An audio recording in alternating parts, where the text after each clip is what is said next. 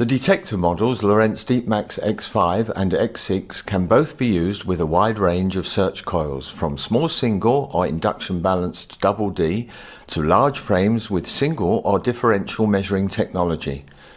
The Deepmax X6 also offers a GPS-supported data logging function, which facilitates the generation of color and contour maps in a matter of a few minutes with a computer. It only takes a few minutes to put on the belt and shoulder straps of the Lorentz Deepmax. Adjust the straps to comfortable lengths and mount the electronics unit in front of the operator on the hooks provided.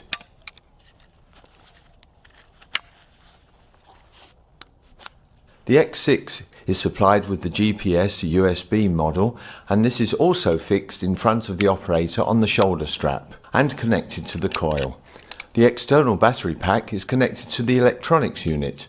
The Deepmax is now ready for use.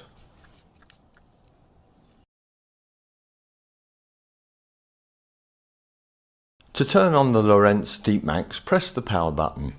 Within a few seconds, the detector runs through a display check sequence and will reset various functions. Before commencing detection, the detecting search head must be held horizontally about 1 meter above the ground, whilst the GB button is pushed once. This first tuning step will be accompanied by several high beep sounds. For the second step, the coil must be placed on the ground whilst the GB button is pushed a second time. Several lower beep sounds and an arrow pointing to the ground on the display will indicate that the unit is tuning itself to the ground. The detector is now ready for use, and the coil can be moved from side to side in a systematical manner. If the unit was accidentally tuned whilst holding it over a buried metal object, the whole tuning process must be repeated, as otherwise misleading readings will occur. In addition to all functions available with the Deepmax X5, the Deepmax X6 is also equipped with the data logger function and the necessary GPS USB hard and software. Turn on the Deepmax with the power button. During the electronic self-checking sequence, all the icons will be illuminated. An automatic two-step ground balance tuning process is necessary. Step 1. Hold the coil horizontally above the ground, avoiding any metal. Press the GB button and wait for several high beep sounds whilst observing the coil icon and the arrow pointing upwards. Once the arrow is pointing downwards, perform step 2 by lowering the coil to the ground and pressing the GB button once again. After a few seconds, the low beep sounds will stop and the arrow icon will disappear, showing that the tuning process is complete. It is also possible to alter the ground settings manually by turning the G1 or G2 controls during operation. A number will indicate the setting. Finding the position with the lowest audio or bar graph indication is relatively easy. To open a menu, press the menu control until a function icon starts to flash. Rotate the same control to choose the required operation mode. Rotate the select control to alter the parameters.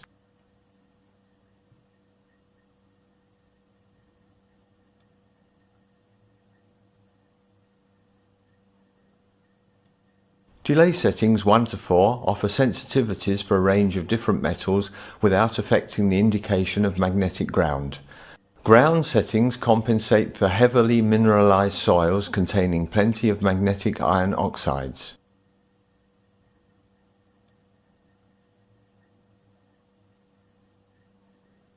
The filter will reduce the amount of noise received from power lines or radio transmitters. Higher filter settings reduce response speed and are only suitable for large frame coils. The self-adjusting auto function should be activated, position 1, when the effects of drift caused by temperature changes or changing ground conditions are present.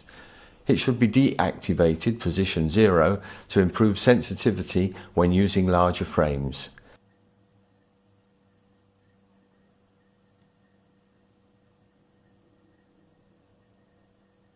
Sensitivity. 1 is the lowest sensitivity, 5 the highest sensitivity.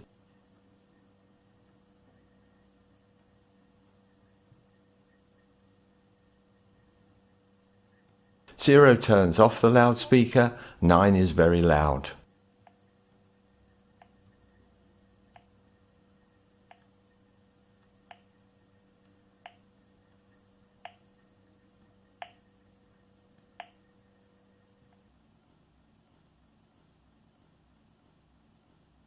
The D-log on the Deepmax X6 activates the data logger function.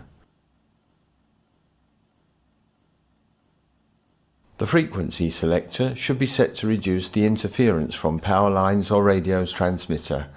Choose a position giving low noise, little bar graph indications and weak audio response.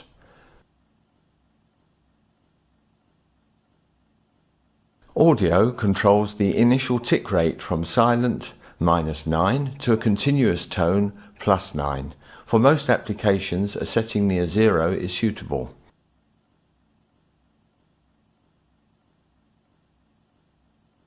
Light adjusts the backlight of the display from 0 off to 9 bright.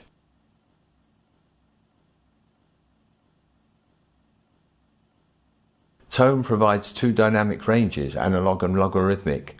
In the analog mode, the audio frequency rises quickly to the highest tone, and in the logarithmic mode, the audio frequency will rise quickly initially and subsequently slowly to the highest tone even if the metal is close to the coil, thus improving pinpointing. Use the menu and select controls to select the desired modes and the required values. Press 0 to leave the menu and store the settings, which will also be available the next time you turn on the unit. Here are 3 examples using a 35 cm double D coil to show some possibilities available for determining ferrous and non-ferrous indications. Small coins, thin plates and folio give very fast settling eddy currents. Very low values together with non-ferrous are displayed. Ferrous metal objects typically give values in the range 30 to 60.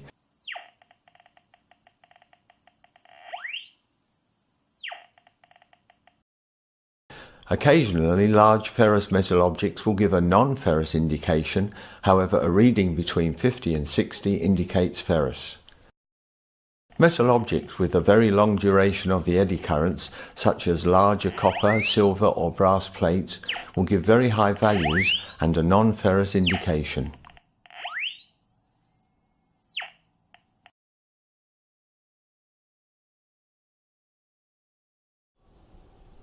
Before working with the Deepmax X6 data logger function, it is necessary to tune the unit to the ground.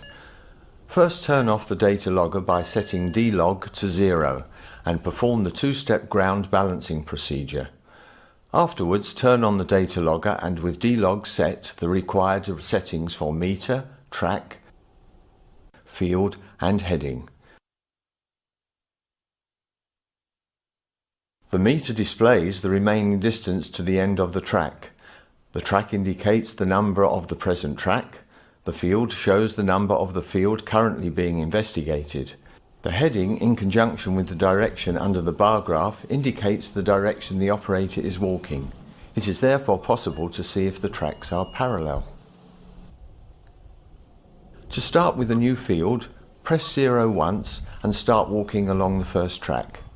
Press the 0 button repeatedly at the end of the first track in order to store the data. Walk backwards for the next track, pressing the 0 at the beginning and end of the track. Try to walk in a straight line and at a constant speed.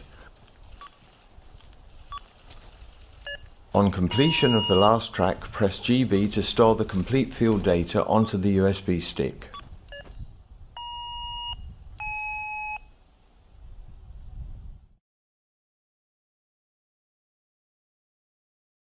Insert the USB stick in the computer. Color and image maps can be generated with just a few clicks using the already installed Surfer and Scripter software. 6 different maps will be generated simultaneously when covering the ground with multiple tracks. Each scan or map is different depending on the electronic analysis method and therefore will not only show several sensitivity ranges but can be the key to determining the likely kind of metal buried in the ground.